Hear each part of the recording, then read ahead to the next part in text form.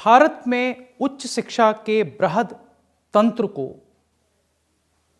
निर्देशित करने के लिए, नियंत्रित करने के लिए और मार्गदर्शन देने के लिए राष्ट्रीय स्तर की कुछ संस्थाएं अपनी महत्वपूर्ण भूमिका निभाती हैं, जिसमें केंद्रीय शिक्षा सलाहकार मंडल और विश्वविद्यालय अनुदान आयोग दो महत्वपूर्ण संस्थाएं हैं।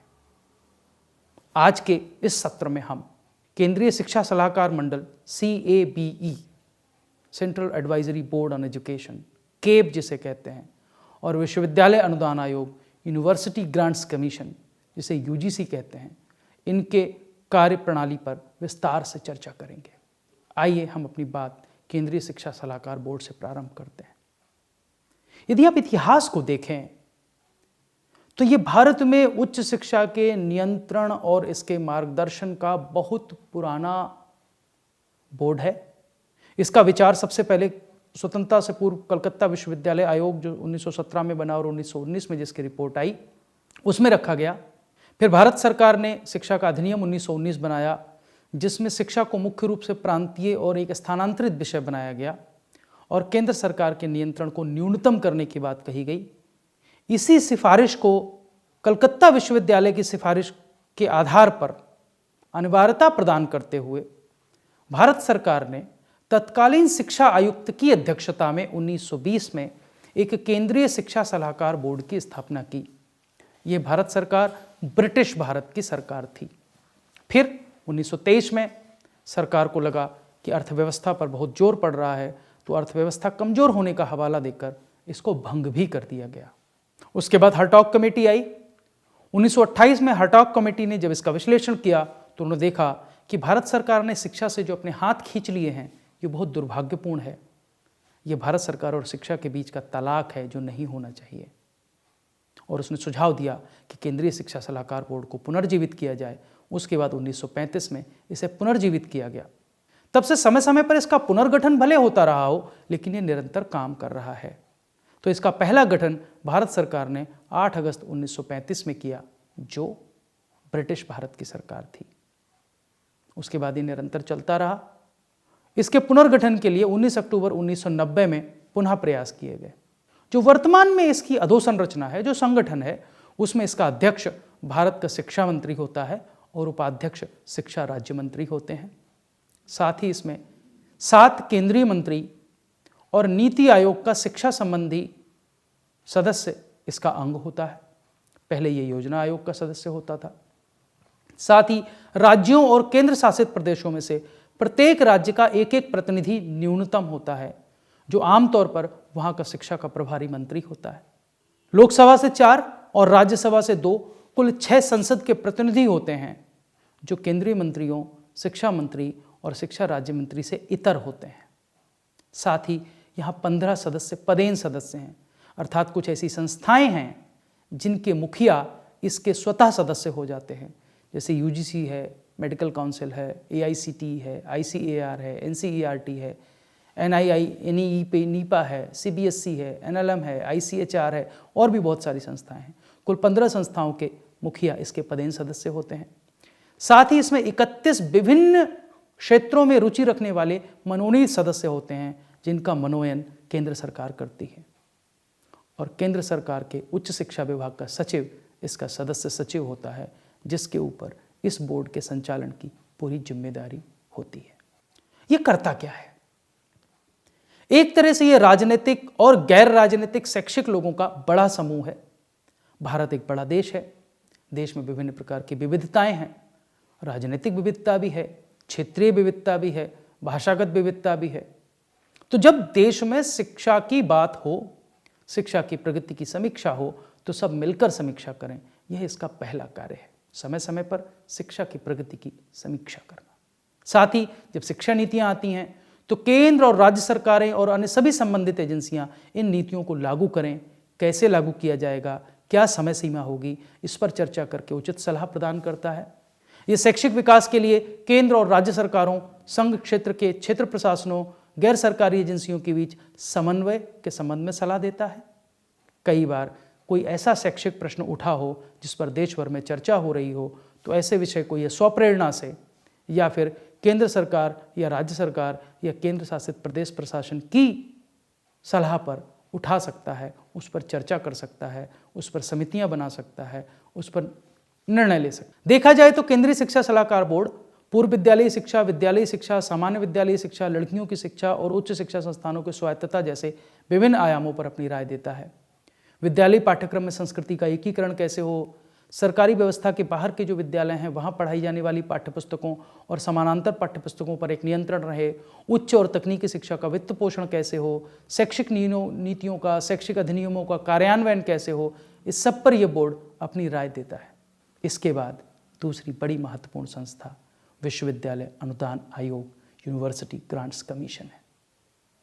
आइए इस पर भी हम ऐतिहासिक दृष्टिपात करें। ब्रिटिश सरकार ने विश्वविद्यालय अनुदान समिति 1919 में स्थापित की, क्योंकि उस समय की जो संयुक्त राज्य सरकार थी वह विश्वविद्यालयों में वित्तीय असंतुलन को लेकर बहुत चिंतित थी। और इस समिति का काम यह था कि विश्वविद्यालय शिक्षा के लिए जो आवश्यकताएं हैं उनकी जांच पड़ताल करे, संसद जो अनुदान सुनिश्चित करती है उस पर मंत्रणा करे, और इसको एक स्थायी समिति के रूप में प्रारंभ किया गया। 1925 में अंतर विश्वविद्यालय बोर्ड की स्थापना हुई, जिसे अब हम भारतीय विश्वविद्यालय संघ कहते हैं, और 1944 में सार्जेंट रिपोर्ट की अनुशंसा पर फिर से विश्वविद्यालय अनुदान समिति का पुनर्गठन 1945 में किया गया। स्वतंत्रता के बाद जो भारत में पहला आयोग बना, जिसे हम विश्वविद्यालय शिक्षा आयोग कहते हैं, जो 1948-49 में आया, 49 में उसकी रिपोर्ट आई और उन्होंने ये सिफारिश की कि विश्वविद्यालय अनुदान समिति को यूनाइटेड किंगडम के विश्वविद्यालय अनुदान आयोग के तर्ज पर प्रतिमान पर आधारित एक पूर्णकालिक अध्यक्ष और सदस्यों को लेकर के नियुक्त किया जाना चाहिए। 1952 में इन सिफारिशों पर केंद्र सरकार ने निर्णय लिया कि केंद्रीय विश्वविद्यालयों व अन्य विश्वविद्यालयों तथा उच्च शिक्षा संस्थानों में जो भी सार्वजनिक निधि से सहायता प्रदान की जानी है, जो भी सहायता अनुदान का आवंटन होना है, उन सभी मामलों को विश्वविद्यालय अनुदान आयोग को भेजा जा सकता है। और इसलिए 28 दिसंबर 1953 को औपचारिक रूप से विश्वविद्यालय अनुदान आयोग का उद्घाटन किया गया। यद्यपि यह एक वैधानिक निकाय नवंबर 1956 में बना, जब संसद के एक अधिनियम द्वारा इसे स्थापित किया गया। यदि आप इसके संगठनात्मक स्वरूप को देखें तो सरकार और विश्वविद्यालय शिक्षा के बीच की एक कड़ी के रूप में विश्वविद्यालय अनुदान आयोग काम करता है, जिसके सदस्य राजनीतिक संबद्धता के आधार पर नहीं बल्कि ज्ञान और शैक्षणिक संस्थानों की अपनी उपलब्धि के आधार पर चुने जाते हैं। विश्वविद्यालय अनुदान आयोग में कुल 9 सदस्य होते हैं, जिसमें 3 भारत के विश्वविद्यालयों के कुलपति, 4 प्रसिद्ध भारतीय शिक्षा मर्मज्ञ और 2 केंद्र सरकार के प्रतिनिधि हो सकते हैं। यदि हम इसके कार्यों को देखें तो एक लंबी सूची है। विश्वविद्यालयों से उनकी परीक्षा, पाठ्यक्रमों, शोध कार्यों से संबंधित सूचनाएं एकत्र करना, उनका एकीकरण करना, केंद्र सरकार और विश्वविद्यालयों में जो प्रश्न पूछे जाते हैं उनका उत्तर देना, उनकी समस्याओं का समाधान करना। भारतीय विश्वविद्यालयों में न्यूनतम स्तर की शिक्षा सुनिश्चित रहे, इसलिए उनमें शिक्षा के स्तर में समन्वय करना, और विश्वविद्यालय शिक्षा में सुधार के लिए समय समय पर जो भी सलाह देनी है उसके लिए केंद्र सरकार की एक सलाहकार एजेंसी के रूप में काम करना, ये विश्वविद्यालय अनुदान आयोग का काम है। विश्वविद्यालय अनुदान आयोग विश्वविद्यालय शिक्षा में सुधार करके शिक्षण के स्तर को ऊंचा उठाने के लिए विश्वविद्यालयों को परामर्श देता है, अपने कोष में से दिए जाने वाले धन का वितरण करता है, इस संबंध में नीति का निर्धारण करता है, शिक्षा के विस्तार और विकास से संबंधित विभिन्न कार्यों को यह संपन्न करता है, विश्वविद्यालयों की आर्थिक आवश्यकताओं की जांच करता है और केंद्र सरकार उनको सहायता अनुदान में दिए जाने वाले धन के संबंध में सुझाव मांगती है। विश्वविद्यालयों के लिए जो भी जानकारियां, सूचनाएं एकत्र हैं उनको भारत से और विदेशों से एकत्र करके सभी विश्वविद्यालयों तक भेजना, विश्वविद्यालयों में विभिन्न सेवाओं के लिए जो उपाधियां प्रदान की गई हैं उनको केंद्र सरकार और सरकार से सम्मति प्रदान कराना, नवीन विश्वविद्यालयों की स्थापना कराना, पुराने विश्वविद्यालयों के कार्यक्षेत्र में वृद्धि करना, इस पर अपने मत व्यक्त करना, ये सब विश्वविद्यालय अनुदान आयोग के कार्य हैं। विश्वविद्यालय अनुदान आयोग की धारा 12 में इसके कुछ दायित्व बताए गए हैं। विश्वविद्यालयों में शैक्षिक स्तर का निर्धारण और उन्हें बनाए रखने का सुझाव देना, विश्वविद्यालय शिक्षा के उन्नयन के संबंध में विश्वविद्यालयों व अन्य संस्थाओं से परामर्श लेना व आवश्यक कदम उठाना, वहाँ परीक्षा और अनुसंधान कार्यों का स्तर ऊंचा उठाना, उनमें समन्वय की समुचित व्यवस्था करना, विश्वविद्यालयों में परस्पर समन्वय और सहयोग बढ़े इसके लिए समुचित उपाय करना। विश्वविद्यालय अनुदान आयोग को कुछ अधिकार प्राप्त हैं, जैसे विश्वविद्यालयों को उनकी सभी साधारण और कुछ विशेष आवश्यकताओं के लिए वह धनराशि प्रदान करता है। प्रांत और केंद्र सरकारों को विश्वविद्यालयों को धन उपलब्ध कराने के संबंध में सुझाव देता है, इनके विकास के लिए धन उपलब्ध कराता है और विद्यालयों की आर्थिक आवश्यकताओं की जानकारी पूछताछ करता है। वह इनके शैक्षिक विकास के लिए सुझाव देता है, उपाय सुझाता है। दुनिया के कई देशों में विश्वविद्यालयों की शिक्षा के संबंध में उपयोगी जानकारी एकत्र करता है, विश्वविद्यालयों के साथ उनका आदान प्रदान करता है, उनके उद्देश्यों की पूर्ति में सहायक होता है और नए विश्वविद्यालयों की स्थापना के संबंध में सलाह मांगे जाने पर प्रदेश व केंद्र सरकार को सहायता देता है। शिक्षा के स्तर में सुधार के लिए विश्वविद्यालय अनुदान आयोग ऐसी समितियों का गठन करता है जो इस बात का अध्ययन करें कि विश्वविद्यालय की शिक्षा का वर्तमान स्तर है क्या।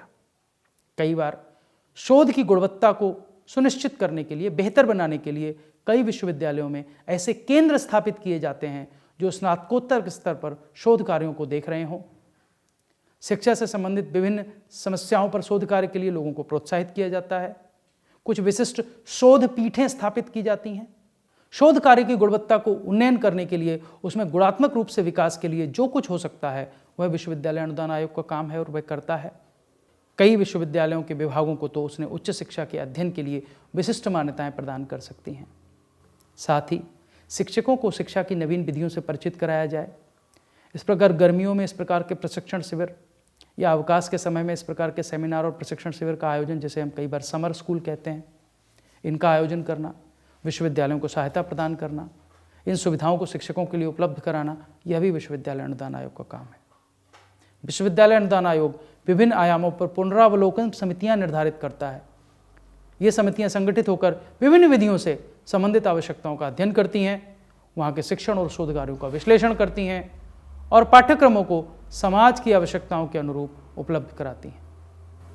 परीक्षा प्रणाली में क्या कमियां हैं, उनका पता लगाना, उनमें सुधार के लिए सलाह देना, उच्च शिक्षण संस्थाओं में प्रवेश परीक्षा, अंतिम परीक्षा, अधिगम प्रतिफलों का निर्धारण, इस सब में मदद करना, यह विश्वविद्यालय अनुदान आयोग का कार्य है। साथ ही कई बार कुछ क्षेत्रों या देशों की ऐतिहासिक, सामाजिक और आर्थिक पृष्ठभूमि का अध्ययन, जिन देशों से भारत के संबंध हैं या जिन क्षेत्रों में क्षेत्रीय विविधता है, उनके अध्ययन के लिए विश्वविद्यालयों को आर्थिक सहायता प्रदान करना, यह भी विश्वविद्यालय अनुदान आयोग का कार्य है। शिक्षक कल्याण विश्वविद्यालय अनुदान आयोग के कार्यक्षेत्रों में एक महत्वपूर्ण कार्य है। शिक्षकों की नियुक्ति के नियम क्या होंगे, उनके वेतनमान क्या होंगे, उनकी स्थिति में सुधार लाने के लिए प्रशिक्षण कार्यक्रम कैसे आयोजित किए जाएंगे, इन सब सुझावों को केंद्र सरकार और राज्य सरकारों को विश्वविद्यालय अनुदान आयोग देता है। शोधात्मक कार्यों को प्रोत्साहन के लिए यूजीसी विभिन्न शिक्षण संस्थाओं, विश्वविद्यालयों को और वहाँ के शिक्षकों को आर्थिक सहायता प्रदान करता है। शिक्षकों के आमंत्रण और आदान प्रदान की व्यवस्था करता है, न केवल देश में एक विश्वविद्यालय से दूसरे विश्वविद्यालय, वरन देश और अन्य देशों के शिक्षकों के बीच भी आदान प्रदान की व्यवस्था होती है, जिससे कि इनकी विद्वता, योग्यता और अनुभव का लाभ सभी शिक्षक उठा सकें। अवकाश प्राप्त शिक्षकों की सेवाओं का लाभ लेने के लिए भी शिक्षा के विकास की दृष्टि से उन्हें शोधवृत्ति प्रदान करना, यह यूजीसी का काम है। विभिन्न संस्थाओं में छात्रावास स्थापित करना, स्वास्थ्य संबंधी केंद्र स्थापित करना, अर्थात विद्यार्थी के कल्याण के विभिन्न कार्य करना, यह भी विश्वविद्यालय अनुदान आयोग करता है। योग्य विद्यार्थी शोधात्मक कार्यों में प्रोत्साहित हों, उसके लिए विभिन्न प्रकार की शोधवृत्तियां और छात्रवृत्तियों की व्यवस्था विश्वविद्यालय अनुदान आयोग करता है। तो इस प्रकार यदि हम देखें, पूरे देश में विश्वविद्यालय अनुदान आयोग उच्च शिक्षा के संचालन में, खासतौर पर उनको आर्थिक सहायता प्रदान करने में महत्वपूर्ण भूमिका निभाता है। विद्यार्थियों की शिक्षा का स्तर बेहतर हो, शिक्षकों के प्रशिक्षण का स्तर बेहतर हो, अच्छे शिक्षकों की नियुक्ति हो, उनकी सेवा शर्तों में सुधार हो, विश्वविद्यालयों में अच्छा आधारभूत ढांचा विकसित हो, वहाँ परास्नातक और शोध कक्षाओं में गुणवत्तापूर्ण शोध हों, इन सब का निर्धारण और इन सब के लिए समन्वय, मदद और सहयोग, यह विश्वविद्यालय अनुदान आयोग का कार्य है। तो हम कह सकते हैं कि जहाँ केंद्रीय शिक्षा सलाहकार बोर्ड अर्थात केव एक सलाहकारी संस्था की भूमिका में है, वहीं यूजीसी एक संचालनकारी संस्था की भूमिका में है, और दोनों अपनी अपनी भूमिका बेहतर ढंग से जब निभाते हैं, तभी देश में उच्च शिक्षा में गुणवत्ता सुनिश्चित करना संभव होगा। आप सभी ने इस चर्चा को ध्यान से सुना, इसके लिए आप सभी का बहुत बहुत धन्यवाद।